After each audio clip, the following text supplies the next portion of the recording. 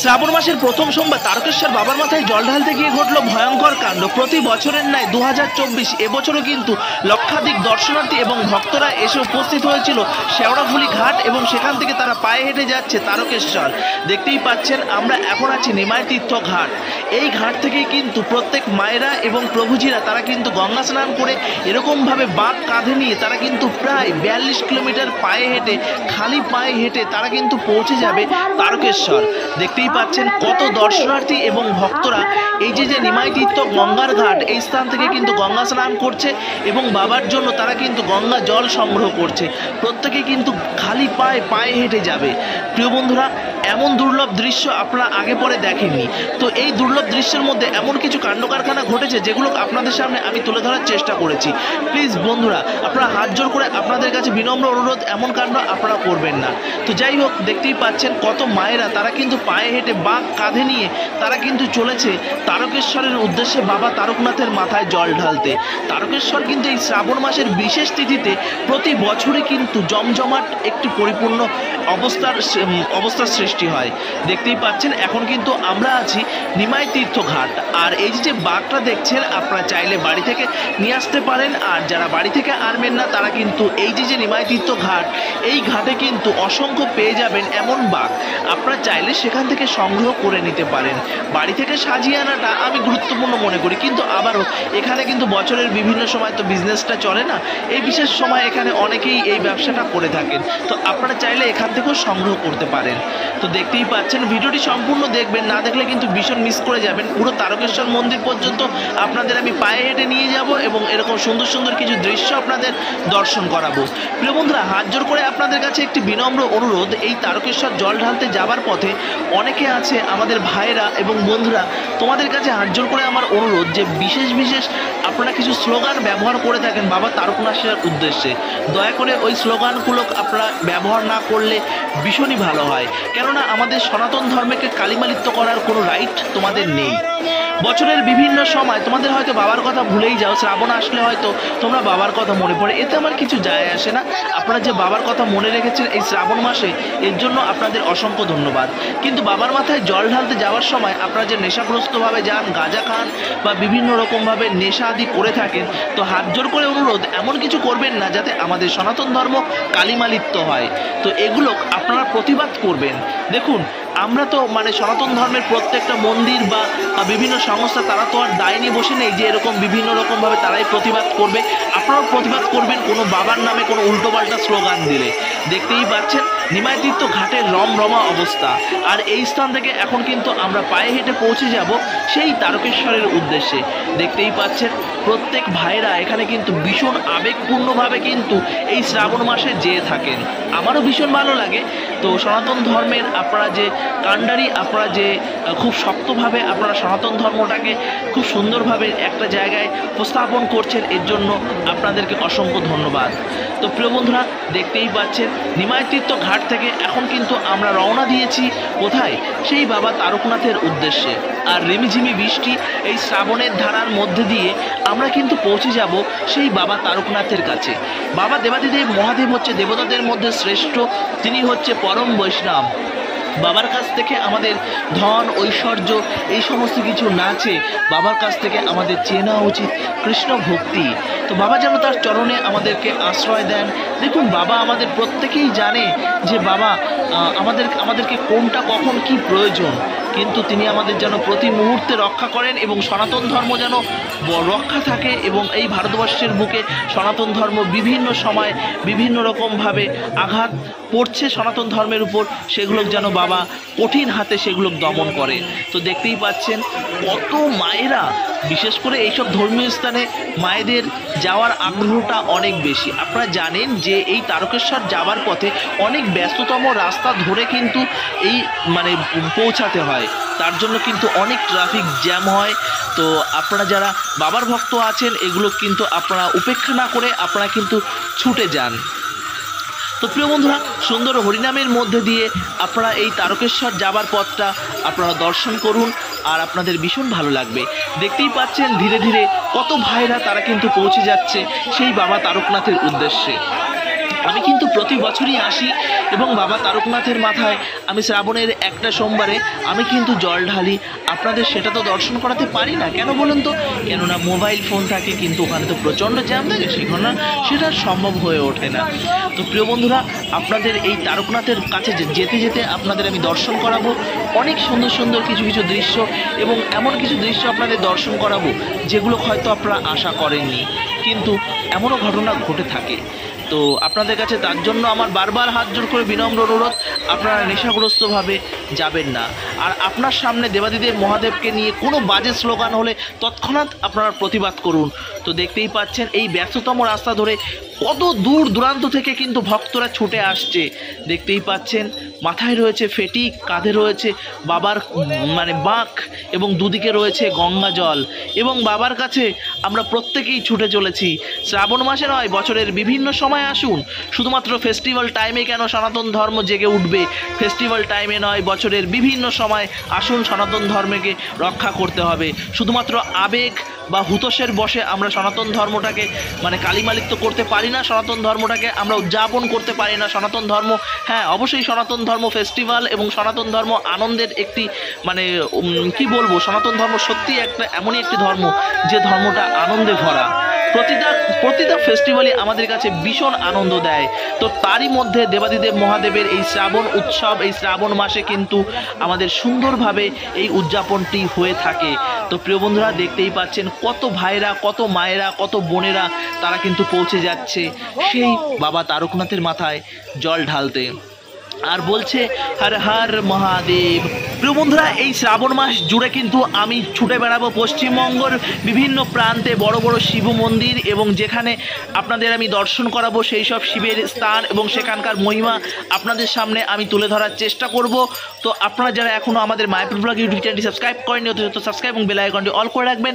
আর যারা Facebook page থেকে দেখছেন, অবশ্যই আমাদের ফেসবুক পেজটি ফলো করে রাখবেন। আমি মায়াপুর তথা ভারতবর্ষের বিভিন্ন প্রান্তে সুন্দর সুন্দর ফেস্টিভ্যাল আপনাদের সামনে আমি তুলে ধরার চেষ্টা করি।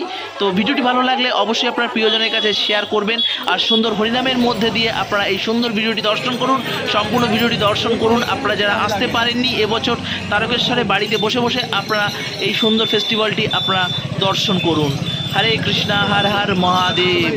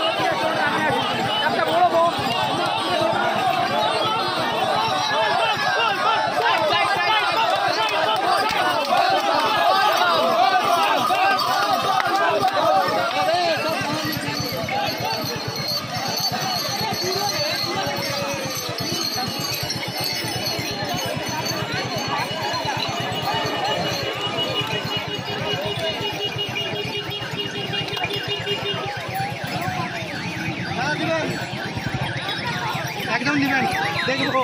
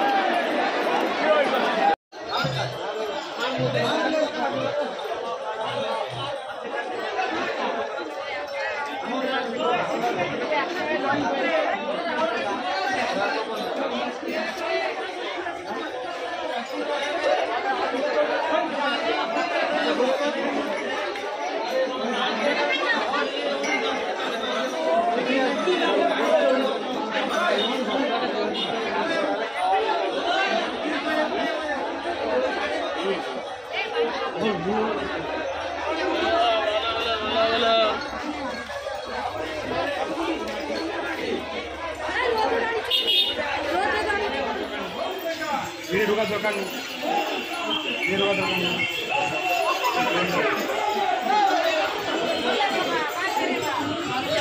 না না বলো